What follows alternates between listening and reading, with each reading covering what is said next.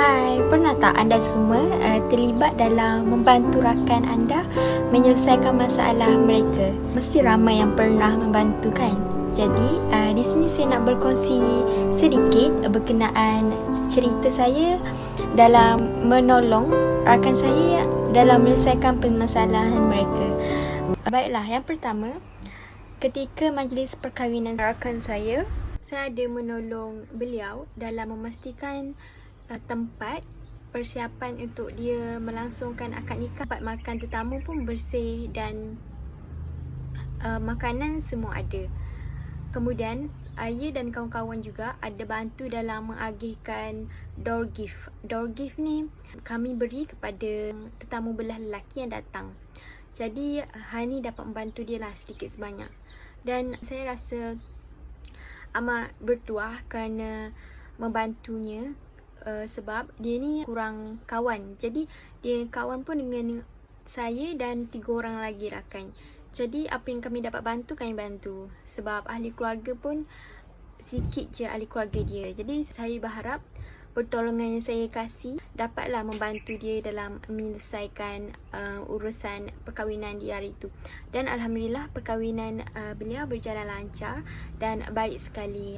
Rakan kedua yang saya dapat bantu adalah rakan saya yang bernama Nina. Nina ni dia seorang yang ceria, dia seorang yang peramah. Tapi pada pertengahan tahun yang lepas, dia rasa dia ni ada anxiety sebab dia asyik berdebar, dia macam tak mampu untuk kawal perasaan dia, emosi dan mental dia. Jadi saya selaku kawan dia, saya pun bagi saranan dekat dia supaya dia ni berjumpa dengan kaunseling ataupun doktor berkaitan dengan penyakit yang dia alami ni lah. Jadi dia ikut perkara yang saya syorkan tu dan alhamdulillah dia dibekalkan ubat-ubat tertentu untuk beliau tangani penyakit tersebut. Alhamdulillah kerana beliau mempunyai jalan penyelesaian terhadap masalah tersebut.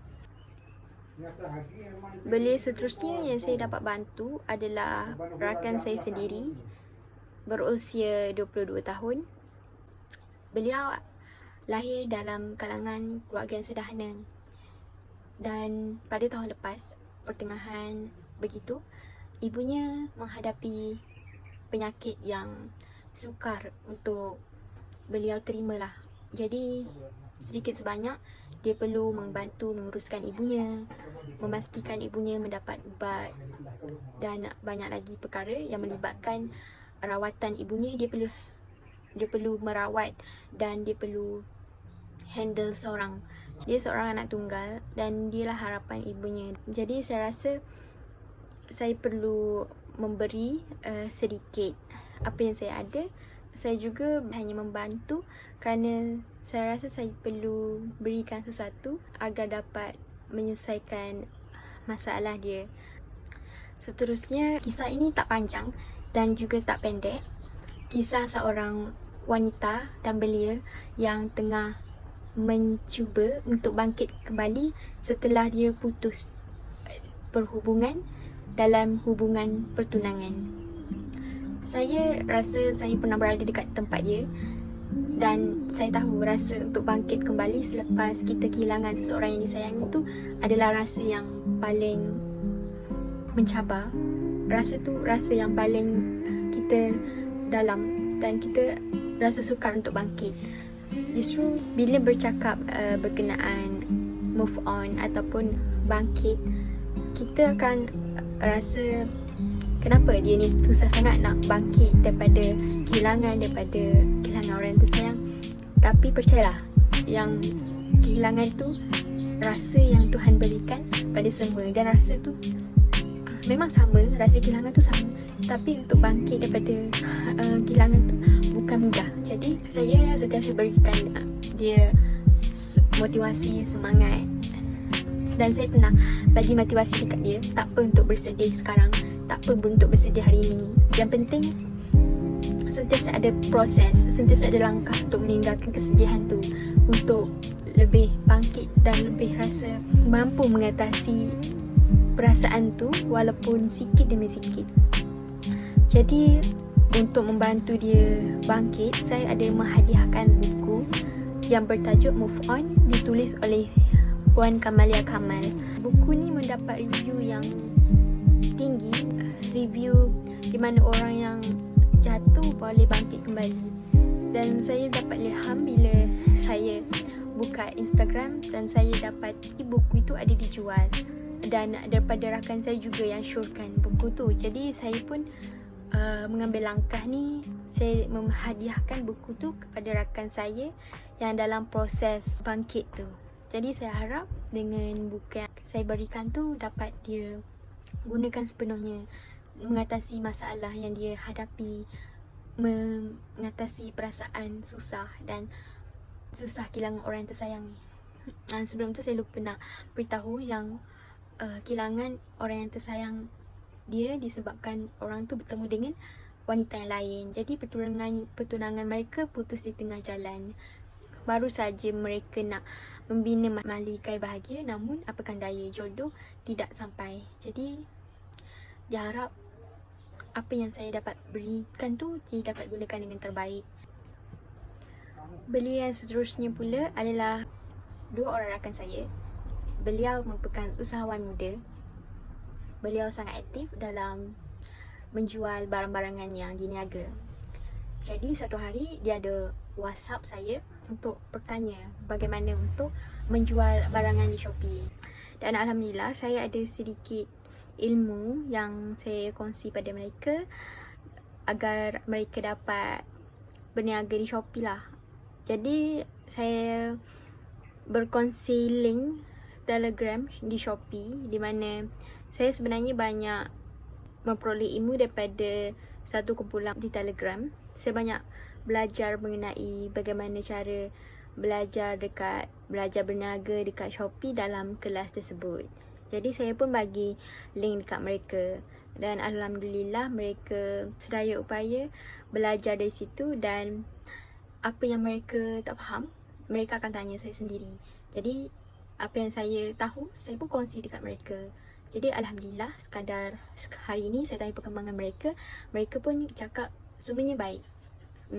Mereka pun dah dapat pelanggan daripada Shopee, dan alhamdulillah lah, yang tu saya dapat bantu sedikit lah, berkongsi ilmu berkenaan bagaimana berniaga di Shopee lah.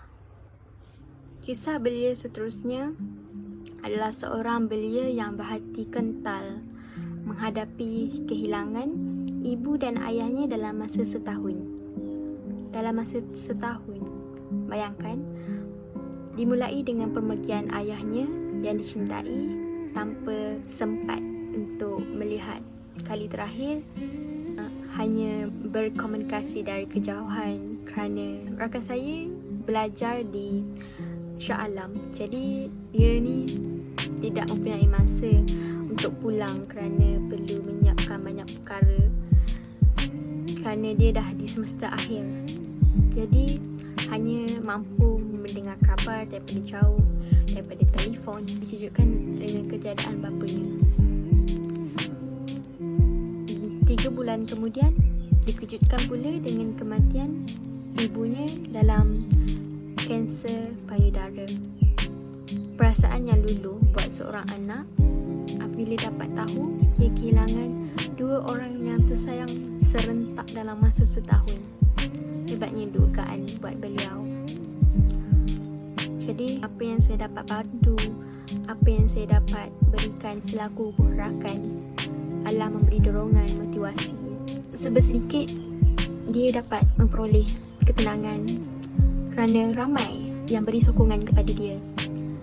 Kerana dia alhamdulillah dia dikelilingi dengan orang-orang yang baik, adik-beradik yang sentiasa memahami dan sentiasa memberi sokongan kepada dia. Kerana yang paling terkesan dalam keluarga tu saya rasa adalah beliau, kerana beliau paling rapat dengan arwah ibu dan ayahnya. Dan beliau pula di semester akhir, di mana sedang dalam pengajian. Justru hal ini sedikit sebanyak dapat memberikan dia pudar semangat, jatuh semangat, merudum semangatnya. Jadi apa yang dapat kami berikan adalah kami berikan yang terbaik untuk dia, sentiasa mendengar luahan sentiasa memberi pendapat dan nasihat serta motivasi. Dan saya harapkan dan kini dia dapat tersenyum kembali meskipun dia kehilangan orang yang tersayang, tapi dia dapat mengawal dan menghadapinya dengan tenang dan redha. Dia pernah bercakap dan bercerita dekat saya. Alhamdulillah dia redha, walaupun kadang memang dia akan teringat, memang kadang dia akan terasa kehilangan bila tengok mak ayah orang lain. Tapi taklah cabaran dan dugaan serta takdir untuk dia, dia terima dengan hati terbuka. Dia beritahu dia bersyukur sangat dikelilingi dengan orang-orang yang semua baik-baik, semua berikan harapan, semua beri motivasi dekat dia supaya dia tak jatuh, supaya dia boleh bangkit setelah kehilangan orang yang tak akan dia jumpa dah selepas ni. Dan saya harap semuanya akan baik-baik saja pada rakan saya. Kisah seterusnya adalah apabila saya dapat membantu rakan saya dalam menyelesaikan pertelingkahan kecil di antara mereka. Dia ada beritahu beberapa masalah lah berkaitan pertelingkahan tersebut dengan bukti tangkapan skrin yang dihantar dalam kumpulan kami. Kami tahu hal tersebut memang mendatangkan tekanan yang tinggi buat kami pelajar yang bekerja dalam kumpulan. Dan apabila terdapat masalah tertentu, kita sukar untuk keluar dan kita kadang sukar mencari solusi dan ikut nafsu amarah yang apabila kita tak terkawal, pertelingkahan tu akan menjadi besar. Jadi, saya selaku rakan dan rakan-rakan yang lain memberi nasihat kepada dia supaya jangan terlalu ikut perasaan dalam marah kepada seseorang. Kerana perasaan marah tu apabila kita lepaskan, kita tak akan dapat fikir kenapa masa tu. Kita tak akan dapat fikir kenapa, apa yang kita marah masa tu, apa yang kita sakit hati sangat masa tu. Yang kita hanya tahu kita akan lepaskan pada orang yang kita marah. Jadi saya sentiasa nasihat kepada dia, jangan ikut hati, jangan ikut perasaan. Kawal emosi dengan baik, kawal tindakan, kawal perkataan, supaya apa-apa yang datang pada dia pun semuanya baik-baik. Apa-apa yang dia dapat daripada lepas tu pun semua yang dia akan dapat dengan baik. Lepas tu saya sendiri juga dapat memberi solusi kepada beliau supaya buat sesuatu yang menyelesaikan sesuatu masalah, bukan buat sesuatu yang tidak menyelesaikan apa-apa masalah. Dia menerima nasihat yang diberi dengan hati yang terbuka. Dia akui kesalahan dia, terlampau ikut perasaan, marah. Dan saya berharap sesuatu yang baik sentiasa mengiringi dia dalam langkah kehidupannya. Belia yang terakhir adalah belia yang menghadapi cabaran dalam belajar di rumah. Di samping itu mempunyai banyak kerja rumah. Namun masalahnya memang masalah semua di musim pandemik, kerana kita perlu belajar daripada rumah, kita perlu mengawal rumah, kita perlu membantu ibu bapa kita, pada masa yang sama kita perlu belajar. Namun masalahnya dalam emosi, terkadang dia sukar untuk mengawal emosi. Kadang dia terlalu tertekan dengan keadaan, dengan subjek, dengan assignment dan banyak lagi tanggungjawabnya yang lain. Jadi saya selaku rakan, saya rasa saya nak menggembirakan hatinya dengan memberikan kejutan, iaitu saya berikan makanan. Dia sangat gembira menerima kejutan daripada saya sendiri dan alhamdulillah katanya dia dapat mengurangkan tekanan yang dia hadapi. Dia rasa gembira. Bila dia rasa gembira, dia senang untuk berasa gembira yang berpanjangan. Kerana saya kenal dirinya, bila dia gembira, dia akan gembira lama walaupun terdapat masalah. Dan alhamdulillah, kabar gembira yang saya dapat, dia dapat kawal emosi, dia lebih rasa bahagia, dia rasa dihargai, dia rasa dia mampu kawal tekanan yang dia hadapi. Saya harap sedikit sebanyak bantuan yang saya berikan tu membantu dia dalam menghadapi masalah, menghadapi liku-liku belajar online di rumah.